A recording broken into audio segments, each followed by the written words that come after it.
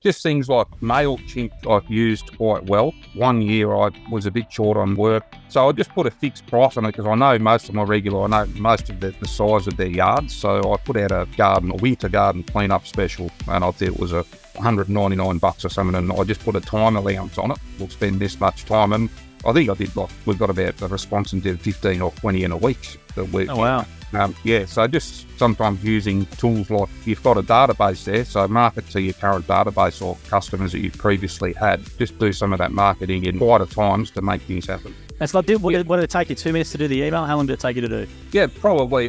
Maybe a little bit longer than that, but now you've got tools like ChatGPT and all sorts of things. That's all right. Knock you up a professional email in 10 seconds, so it doesn't take long at all. And then, you'll be surprised the response you get out of it. So today joining us on the Jim's podcast is Mat Sheldon, and you're from Jim's Mowing in Mooroopna, which is up near Shepparton, isn't it? Yeah, Mooroopna's and Shepparton are basically sort of joined together a bit like Albury-Wodonga. Now, before we get into it today, I'll just start off with we're going to present you with the Accor voucher, which is a silver membership to Accor, which is worth around $600, which is a great gift from the Jim's group and Jim to yourself for being a star franchisee. So that's 2 free nights at any Accor hotel around the world and some discounts on drinks and food as well. So I'll get that to you after the interview. But Matt, I just want to start off with first as well, what were you doing prior to Jim's Mowing in 2017? Yeah, before Jim's, I was a mechanic by trade. I worked at a lot of car dealerships all over the country and worked myself up to automotive service manager. And that's pretty high pressure job. And I ended up, I had a job over here in Shepparton, which didn't work out. And I ended up going back to one of my old jobs, which was about 6 or 7 hours drive away. So I was actually working away from the family for a while. We were toying up whether we moved back down to the south coast of New South Wales or stay here. And the family really wanted to stay here. And I was sitting there because I was bored at night. No family or anything with me. So I'd sit there and research, what can I do instead of the automotive industry? And basically Jim's Mowing, I watched all of Jim's YouTube videos and whatnot and researched that. And I thought, that sounds like me. Sounds like that it might be a lot less stressful than what I'm doing at the moment. So rang up and got onto one of the franchisors. And then by Christmas, a couple of months later, I was out with my own trailer, but started it with both my son and I at the same time. So that's how it all started. And to where you are now, you got a shirt on, which is a very special shirt. Do you want to talk about that shirt you've got on it and the business as well you've got running with that? Yeah, okay. So we've not only got the Jim's franchise now, but 12 months ago, my wife and I, we purchased one of the local mower shops here in Shepparton. So that's Shep City Garden Equipment. So my son, basically, I still oversee the Jim's operation, but the son takes care of all the day-to-day stuff, and we sort of run the Jim's business out of this premises as well. So we sell any mowers, any garden equipment, all that type of stuff. Yeah, zero-turn mowers, ride-on mowers, bush mowers, whippersnippers, you name it, anything to do with the garden equipment, we sell it, yeah. And what made you go into that sort of area? Oh, funnily enough, and you probably hear some of the complaints across the board from Jim's franchisees is getting poor service at mower shops. And funnily enough, this particular shop, I think the owners have done a very good job building the business up, but they've become a bit disengaged and a bit tired. And I was coming in here and receiving pretty atrocious service, but then I'd see like 10 people queued up at the counter. I thought, geez, if someone half decent, like had a bit of enthusiasm, bit of passion, could really make a good go of it here, which we have done. Like, we pride ourselves on giving good customer service. So that's what drove me to give that a go. And I thought the two businesses would complement each other as well, which they have. Yeah, so you walked in there, you didn't like the service, and you thought, I can do a better job than this. I'll make an offer and take it over, and away we went. Pretty much, yeah. I mean, the business was. Well, it was a few years, like I was dealing here back in 2017, 2018. Yeah. I just thought to myself, if this ever came up for sale, you'd probably buy it. And it happened to come up for sale a few years later. And so, I'll have a crack. It might sound like it's easy, but I presume it's not easy at all. So maybe do you want to talk about just the realities of taking over a business as you have done, maybe some things that people might not know from your perspective. Most people go, I want to open a shop and do this and that, but I don't know the realities of how difficult it can maybe be. So maybe just talk about what are some of the hidden things that people don't know about when it comes to opening a shop or just doing what you've done. the scary part, I guess, with business, and look, I started a previous business when I was a lot younger and actually failed at that business because I was a little bit young and arrogant. Working as a mechanic, thought, oh, yeah, I'll go and open my own mechanic shop. They're charging so much an hour for me, they're making a killing out of me. And when I got out there and it's actually your own money that you're using in the bank account, it's not the case. There's a lot of costs that comes with business. So it's definitely not easy. It's definitely not, some people you get sort of labelled, oh, you've got a business, you must be loaded, or you can just claim this on tax and blah, blah. It's not quite like that. It is hard work. But yeah, so that's one of the main things I've learned from previous failures, I guess. So when you did the Jim's Mowing franchise back in 2017, how big did you get, or what was the plan to always sort of maybe bank a bit of money, then transition into something like this? Or what was your sort of early days like in the business? I didn't really have any plans to necessarily buy a mower shop. I'm not someone, and that's a good thing about the gym system, I guess, is either you can be a solo operator or you can do it with employees. So I had to have it cracked from the start because I had my son to pay as well, because I took him on, and obviously just because my son doesn't mean he's going to work for free. So I had to pay him a proper wage from day one. So I made a good go of it.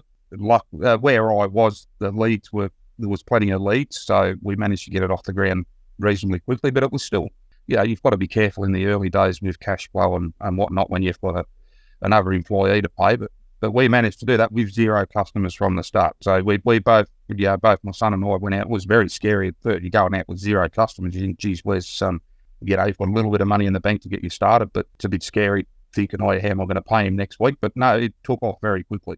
And look, just the research I'd done, I guess from the gym system, that looked like a very good system if you follow it. I did all the things that Jim says in his videos. I rang all the franchisees, and I guess what made me know that it was going to work is, I rang the local guys here, and they were, oh yeah, come on board, help us out, because we can't take any more leads. You'll get plenty of work, and yeah, so there seems to be plenty of work around there for everyone. How big did your business get, Matt, when you're on the tools? Up to 200 odd clients. Really? Yeah, regular, and there was up to 6 or 7 of us at one stage working. There's still 4 of them now. I scaled it back a little bit when I started here, but that being said, I've sold 4 splits since we started, so I've helped out a lot of other gyms get started, which is great. Also, the last one that I sold a split to was one of my ex-employees. He came to me one day and said, I seemed a bit nervous about it. He said, I want to go out and look. I said, take me hat off to you, go and have a crack on your own. And I sold him some customers to help him get started, and he's making a good go of it as well. That's great. That must make you feel good as well, that you're helping someone else get their start in business as well. Yeah, definitely. Yeah. For those listening and watching a split, what Matt's referring to is a customer base. So in gyms, you can sell off customers, you can package them together, and you can sell them off to someone coming in, and that gives you a bit of income as well, and might condense your route a bit better, or, it might be some jobs you might not particularly want to do. Well, how did you decide on what to do with your splits? Actually, this is probably a good question to ask someone. How do you decide who goes into a split? Basically, I decided, like, we were servicing some of the outside towns around here, and I thought, I really want to condense. So I sold off something like this Quiabram about half an hour down the road. So we were driving down the road half an hour, once a week to do a day there. Sold that run off. Basically just sold all of the customers that were I sold little clusters of customers that would get people started, a cluster of customers that will give them a day's work. Most of them, the splits I sold probably gives them almost a week's work straight up. So, but I try and sell them good little groups of customers as well, so they've got a little mini sort of run start and they can build up using around the neighbours there. But basically, just trying to condense down into the servicing just to one town and our territory. Obviously, focus on building up your territory. That's what we really focus on now. We're building up a really good customer base in Maroopna, which is our territory. Now, finding staff and keeping staff is a problem for most businesses, regardless if they're gyms or not, Matt. So how did you go about finding your staff, and is there any advice around managing staff and maintaining employment? I've been fairly lucky. I've found some good ones. I've had some pretty dodgy ones as well. Don't worry that haven't lasted. But my youngest son, Brock, sort of around, what was he, 16, 17 when I first started, and he would come and help out after school sometime. Then a lot of his friends would come and help with the run after school. And then about a couple of them, after they left school, wanted to come on board. And I've had one of them I think he's been with us for about 4 years, one of Brock's school friends. Basically, the advice I can give with this type of industry with finding staff is it's a little bit of trial and error. You get them out. Much the same as when I decided I wanted to do gyms, you go out with a franchisee for the day. So we'll give people a week's trial and see how they like it, because a lot of people, it's not mowing grandma's lawn. Like, they'll come in, oh yeah, I can mow lawns, blah, blah, blah. Mowed my grandma's lawn for years, but that's not 20 lawns a day. And they actually physically, I've been surprised how a lot of people physically can't keep up. I'm a big bloke myself. I don't do too bad out there, but some of them, yeah. So you've got to make sure it's the right type of work. So it's a bit of trial and error. Takes the right type of person. Yeah. So that's how we do. It. Yeah. And where did you find? And did you advertise anywhere online for these ever? Was it just referrals or for your son, or how did you find your staff? Where did you find them? Referrals, but no, we found them through Seek and places like that online, employment agencies around town. Yeah, I mean, one of the guys I've got now, he's really, he left for a little while and realised the grass wasn't greener on the other side, and he's come back. He's a worker. He was Seek originally. Yeah, so a bit of mixing, matching, bit of referring, my son's school friends all talking and whatnot and recommending people. But yeah, Seek and all those types of channels do work as well. Facebook, local Facebook groups, we've got a little bit of response out of them as well. How did the body hold up over the years? Like, it's something we don't talk about, but everyone says the same thing. It can be very taxing. Did you ever try and ease up a little bit, like over winter, or how did you maintain your body when you're doing it at the max? It definitely in the summer, it's extremely taxing on your body. So we try and sort of say to the guys, get out early and try and finish your run before the hottest part of the day. I don't really obviously, if they're going to take their holidays, the staff take the holidays, you prefer them to do it through the winter, have a bit of a break through the winter. I don't like to take the foot off the accelerator in the winter because I've got full-time employees. You still got to pay them. So we try and think outside the box for the winter jobs and don't just put all our eggs in one basket with just the mowing side of it. There's a lot of other stuff we can do as well in the winter time. So yeah, mainly the taxing side of your body, just in the heat, try and cut the hours back or get out early and work in the pool. Yeah. Now in the winter, Matt, what type of stuff were you pushing clients towards? Was it something that you raised with them to do? Like, was it more gutters or soft landscaping stuff? Or what sort of stuff, other services were you pushing them towards in winter times? A bit of mainly soft landscaping. Obviously, you've got things like your rose pruning that you focus on. But if a customer sort of asks you in the summertime, well, you might start pointing things out in the sun because your work's going to die off in the winter. You might point out, oh, geez, that garden bed there could use a remulch. And they might say, oh, yeah, go ahead and I'll just put them off a little bit and just say, yeah, when we get a bit quieter through the winter, that's probably the best time we can do it for you, that we can focus the time on it and make sure we do a spot-on job for you. So you just start planting the seed in the customer's head before winter gets there and just remind them you can. And then just things like MailChimp I've used quite well. One year I was a bit short on work, so I just put a fixed price on it because I know most of the size of their yards. So I put out a winter garden cleanup special, and I think it was $199 or something, and I just put a time allowance on it. We'll spend this much time, and I think we got about a response and did 15 or 20 in a week. Oh wow! So just sometimes using tools like I've got. You've got a database there, so market to your current database or customers that you've previously had. Just do some of that marketing in your quieter times to make things happen. It's a great point, Matt, and I think it's underutilized a lot by some franchisees in regards to using the emails and using the numbers, and that relationship you guys have got with your customers. You probably maybe underestimate how much they might listen to you. So, just putting that seed out there saying, I've got a special or a fixed price special is a really good tactic. As you just said to everyone, can work really, really well. It's like, what did it take you 2 minutes to do the email? How long did it take you to do? Yeah, probably. Oh, maybe a little bit longer than that, but nowadays you've got tools like ChatGPT and all sorts of things. Yeah, that's all right. I've got to knock you up a professional email in 10 seconds. So it doesn't take long at all. And then, you'll be surprised the response you get out of it.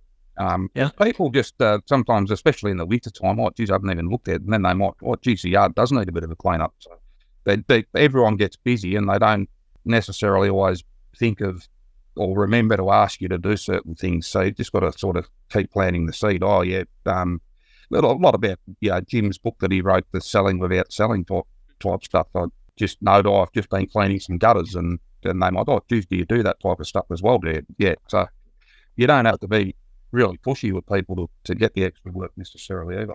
Yeah, and also people, we assume that they know everything we do, right? They know everything you do based on your name, but we know that they don't sometimes. They might not know that Jim's Mowing does gutters or can do soft landscaping or can do rubbish removal. So making sure that they actually know you do the service, even with a generic email, could be saying, remember we can do this, this, and this, and this. It's something that's really, really easy to do because, and sometimes we get pigeonholed by our names, whether it be Jim's Mowing or Jim's Antennas or something like that, just as doing that service when, as you said, you can do a lot more. So what were the things that you were doing in your business, or what types of services do you find yourself doing in your business besides mowing? What else is that customers can know about?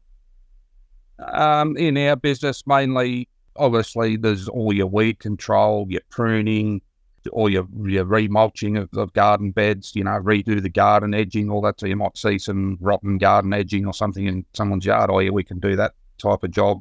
Yeah, so all that type of extra stuff. Yeah, obviously your rubbish removal, all that, replace plants, you can replant that garden bed. We can, make a nice little garden bed here, build a little sand pit for the kids to play and all that type of stuff, yeah.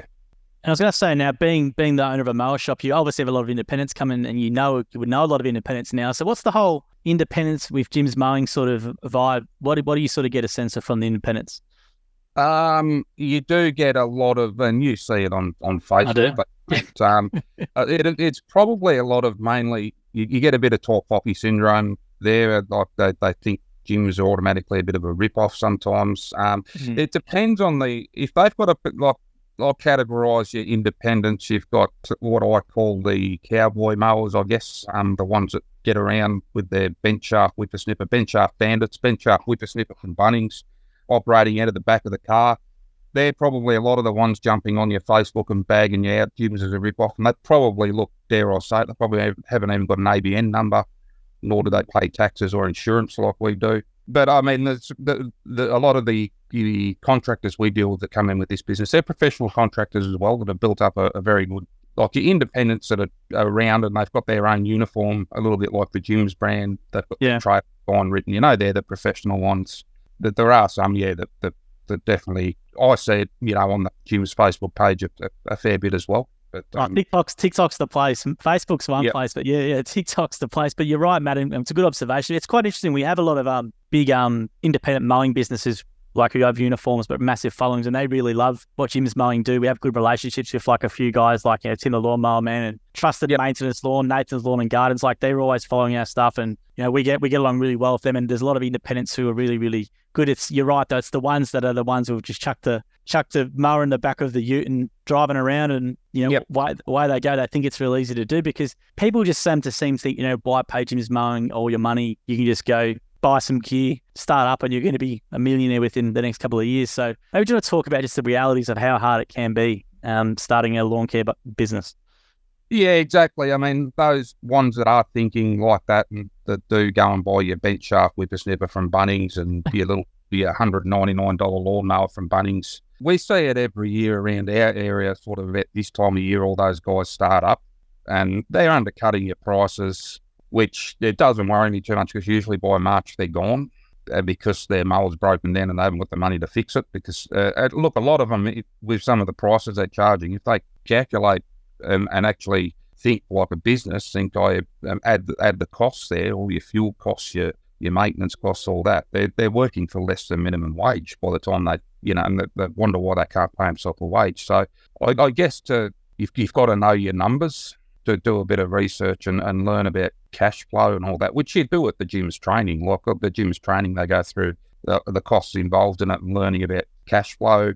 A lot you'll see independents, some of them bag, the lead fees are ridiculous. And I look at lead fees as an investment. It's going to, like I pay $11 or $12 or whatever it is for a lead. If I went out and did all my own Google ads or Facebook ads, it's going to cost me a lot more than $10 or $12 to gain every customer. Yeah. And with Jim's, because they're so well known, you can just switch those leads on and off. But they're always, everyone seems to know the phone number just about, so you're going to get work. Yeah, I mean, I flick my leads on and off. Well, I usually leave the territory part on, but I might flick it in and out of all areas and whatnot, just as we need the work. So Well, I'm all glad your you said. advertising Yeah. taken care of for you. Yeah. Yeah, I'm glad you said the lead fee stuff, Max. We had a guy called Mike Andy's come out from America. Mike Andy's got a massive YouTube channel. He's an independent mowing guy, and he I'm went a through. huge follower of Michael and myself. Yeah. Yeah. Mike's a legend, and Mike did a bit about our lead fees because we told him how much they pay for leads, and Yeah. he did this whole calculation on the board and about because he knows that because obviously he does a lot. He's a really smart guy, and he was saying how much it costs him to generate his franchisees to generate lead via Google Ads and stuff with their franchise compared to ours, and he couldn't believe how cheap we were charging. He was actually telling Jim to raise the lead fee price, which no one probably wants to hear. Absolutely. Yeah, it's great. Yeah. It's crazily cheap. Yeah, and I tried to get down to that day. I was too busy, but I have since watched the video, and he was sort of, why would you ever turn leads off, when they're that cheap? And yeah, they've got an opportunity. A lot of the gyms guys that are independent now, you've got an opportunity to build a fair business if you want it. That's the beauty of the gym system, I guess. If you want to just set it up as a lifestyle business, say you have more time with your kids, you're a little bit older maybe, and you just don't want to work 10-hour days anymore, it's great for that. But then if you want to have a real crack as well, the system works for that as well, like it has for me. Like we've got a fairly high turnover revenue every year, and it's been great. So yeah, either you're solo type preneur or if you've got a bit of entrepreneurial type in you as well, you could really have a crack and really make a go of it. It's a great point, and then also people, the flat fee. If you earn more, you keep the more. It's not something where you pay any extra fees, which I think big misconception with gyms is they think we take half of your turnover or 40% of your turnover. Jim would be a lot richer than what people think if he did that. So it's a flat fee model. So you pay the same as a sole trader too, as someone, 4 or 5 staff, 10 staff, it's the same fee. Exactly. Yeah. Now with you in the system, obviously you're a very successful business person. Why do you stay within the Jim's Mowing brand? What value do you get out of it from your perspective? Definitely the fact that you've got that brand recognition. People know the trailers, and I've made sure I've written even all the utes as well. So because people literally I'll be parked at the supermarket in the work, after work or whatever. People will just walk up to you or you're filling up with fuel at the service station. Haven't got your trailer with you, but because I've got the ute and had Jim's Mowing put on that, people will walk up to you and have you got a card or can you come around and do this quote? So it's just such a recognised brand. People recognise the bearded bloke with the hat on the side of the trailers. Yeah, that's the main reason it's just brand recognition. To build your own brand takes years and years. Years and years to build your own brand, especially and Jim's is it's the biggest franchise group in the world. Services franchise group in the world. So why wouldn't you want to stay with it? I guess Absolutely. And I was going to say as well, with your mowing shop, just for the mowing blokes, the Jim's Mowing fellas, what's some sort of, obviously you can do some video content, which we're going to share about maintenance and stuff, but what are some common mistakes that you see independent gardeners and, let's say, Jim's Mowing franchises making with equipment? What are some things they're doing wrong? Under servicing, definitely. I mean, I have I won't say his name, but I have one of the other Jim's guys in last week, and he's booking his ride on in for a service, and he said, I better do the first blade change on it. And I said, geez, how long you had those? You've had that mower for nearly, a year and a half, 2 years, and you're just doing I said, you've got to, so a lot of things like that, I guess, just sometimes you've got to just spend a little bit to keep the machines well maintained and keep that professional cut on the lawns. I guess main thing, probably under maintaining the equipment so it's not always running to its full efficiency. Yeah, we're pretty... I was always, a strong follower of, because Americans they love YouTube over there. So you watch what all the independent businesses are doing over there, how they maintain their equipment, and blade sharpening, all that type of stuff they're just doing every week. And I was the same every Sunday, to prepare everything for the Monday, make sure it was all fully maintained. So that's probably the main thing. I would say is not looking after the equipment, and probably sometimes not. I've made the mistakes of buying the cheaper equipment thinking it'll do the job. One example was like hedging equipment. I probably bought the entry level hedger, but then a year or so later I bought the bigger hedger. Thought, I should have bought that in the first place. So much more power, and I'm getting the job done so much quicker than I can charge the same amount of money for. So it's sometimes not selecting the right equipment as well. Well, let's talk about equipment selection then. How are guys making, is there any brands you push people towards, or is it more of a budget thing, or what sort of stuff should professional gardeners be looking at in terms of brands, or let's say equipment for their business? Equipment-wise, I mean, the brands we sell here, obviously, they're the best.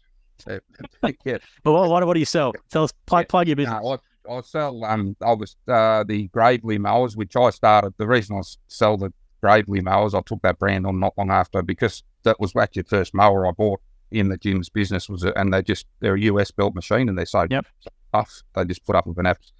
I bought a stand-on machine as well. That cuts down so much of your push mowing, because it's a very narrow, like it's only a 32-inch machine, so it'll fit through most gates. So it eliminates all the push mowing and gets the guys a lot more efficient. So you get through up to, probably 4 or 5 more lawns a day, just by eliminating a heap of push mowing. Yeah, we've got all the Bush Ranger brands, all the brands through PLP, Power Up Lawn Care. We do Polite. Everyone would know that battery brand. Polite. Yeah, great. Yeah, but I've got demo equipment and stuff too that people can try. All the Bush Ranger stuff, Massport, Echo, Shindaiwa. I'm sure there's more. They're the main core brands. I do use a walker mower in I don't sell walkers here, but I do use a walker mower in my business. They're quite, if you've got people with manicured lawns with acreage, because a lot of our Queensland blokes. Yeah, it catches the grass and everything, so it leaves a really nice finish. But the toughest, the most impressive machine we've used in our Jim's business is definitely the Gravely zero-turn mowers. They're just the amount of stuff they put up with is unbelievable. And we do all the Cox brand stuff as well. So so, and definitely the stand-on was a huge investment. I should have done that a lot earlier, because it just saved us a hell of a lot of time. It is an expensive machine, but then you've got to sit down and calculate how quick is it going to pay. Calculate how much time it's saving you, and just calculate how long is this going to take to pay for itself. Now, Matt, what would you recommend for a new franchisee maybe looking at Jim's Mowing? I know it's obviously depending on budget and different things like that, but what are the sort of essentials, maybe brands or items in regards to brands, what they could start with? You'd probably set up with something. It depends whether you want to go petrol or battery straight off. The battery stuff is a little bit more expensive to buy, but then you've got to do the calculations of how much it's going to save you over time. But it could, like something like an Echo whippersnipper, Shindaiwa whippersnipper, or one of the Bush Ranger ones. Just a good commercial entry level thing, like the handheld stuff. Good entry level. A good sort of 42-inch zero-turn mower if you wanted to start off with ride-ons, but you don't necessarily have to start off with a ride-on too. You could just start off with a good whippersnipper, blower, your self-propelled lawnmower. What a lot of people forget too, I forgot, is just the amount of hand tools and stuff you need to, like all your rakes and all those types of things that you need to set your trailer up with at the start as well. And don't just buy the cheap, nasty sort of big warehouse brands. Well, that as well. Just spend a few extra dollars. We've got German, Wolfgarten tools here that are German tools. They last forever. Yeah, a little bit more expensive, but they're gonna last. There's a lot of those things have really good guarantees on them. I know I've seen a few brands that have like lifetime guarantees or really good guarantees on those rocks. Yeah, I think Wolfgarten, it's either lifetime or it's a minimum of 10 years on most of their stuff. So yeah, absolutely. Now with your business, Matt, you're going to make us some maintenance mowing videos showing blokes how to sharpen blades. Are you able to do that for us? I will be. Yeah, I will be doing those. And you said you can put them up on the gym. Absolutely. Well, yeah. So we'll start doing some how-to, and sometimes the best. Like I did, I don't know. I'm a bit crazy sometimes. I sat down and did that much research on things like whippersnipper cord. What's the best one to buy? And I found ripping whippersnipper cord that we sell here that just doesn't break off like other stuff does. I went through a heap of So I guess all those things that when you go out on your own, just all the little things over the years, you've found the best of something so that it makes your job that much more efficient. I'll do a bit of stuff on that as well, like best type of blades and stuff to put on your mower, how to sharpen the blades, I guess a lot of it, we're going back to what contractors' mistakes they make is in between services, they don't do the preventative maintenance. Like sometimes they forget to blow out the air filters, keep the machine clean properly. Just a few pointers on that to avoid breakdowns. Yeah, but great, because what I want to do is have a Jim's Mowing playlist with your equipment maintenance stuff and have all your stuff in there and label different things for our guys, because I presume a lot of them go and get all the American stuff, but it'd be great to have a Jim's Mowing franchisee with the Aussie accent showing him everything. And you're going to have an online shop as well, I think, eventually, are you? Or are you working on that? Or? Well, I've got the website that's ready to go pretty much. Well, there's a few more things to do. By the time this is up and running, it probably will be ready to go. So I'll get set up a discount code and everything there for the gym's franchisees and their fans to use. Yeah. That'd be awesome. Now, looking back, are you surprised about where your Jim's journey's led you? Because, well, I'll embarrass you a little bit here. I remember back in the day, there was this big memeing Facebook page, and you were they made you the face of it, and that was a huge page. Like, we're talking a lot of people, so people might recognize you from that. But that page, unfortunately, someone hacked it and took it over, and they can't get access to it. It's pretty much died off. But are you surprised about where the journey has taken you? It's pretty short. It sounds like it's a long time, 6 years, but it's not really to be where you are. No, not really. I guess the years have flown by. Well, it doesn't seem like that long ago that I started, and I was quite surprised when it was actually one of my wife's work friends, I think, that sent that picture into Jim's. I didn't know anything about it until I saw it. I thought, what's going on? Yeah, and it was a picture of me very sunburned after a very long day. Oh, man, that's the comments were classics. A lot of people are saying, that's Australian peak performance and all that sort of stuff. That's some nice stuff there. But you're surprised about where you've gone from where you started. Oh, definitely. I didn't think it'd be anything more than just a bit of a business for myself and my son. And we're quite, both Belle and I, my wife and I, we're quite proud of the fact that we've employed locals, being able to employ people, help them. It's great when you hear, one of your employees are saving up for a house or whatever, or they've put a deposit down on their house. It's just great that you've been a part of that and been able to create a job for someone. So it's, definitely been a lot bigger than I thought. It would just be myself and my son with one trailer. But it grew into so much more than that. That's a really good point. I say to Jim all the time, he's created a lot of millionaires in the Jim's group regarding how many families over the years for the small businesses, and they've either still with us or got their start and went on to do other things. But now you're sort of like a mini version almost in a way. You're helping people in your community get started in business, and they might go and do something else, but they started with you or they get that business from you, and that's a really good thing as well, to pass it on and to help the next generation come through with that sort of stuff.